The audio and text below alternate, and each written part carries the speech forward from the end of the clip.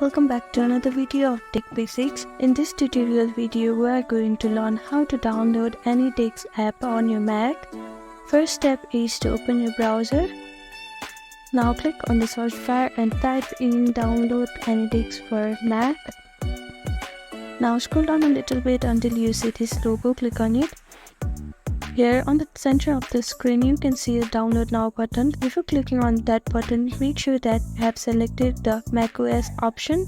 Now click on download now. After that, your download has been started. Now it may take some time depending on how fast your internet is. After your download is completed, you will get a pop-up like this. Click on it.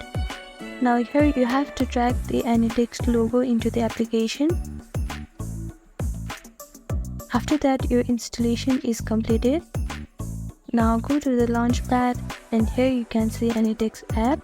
Thank you for watching this video. I hope this video was helpful to you.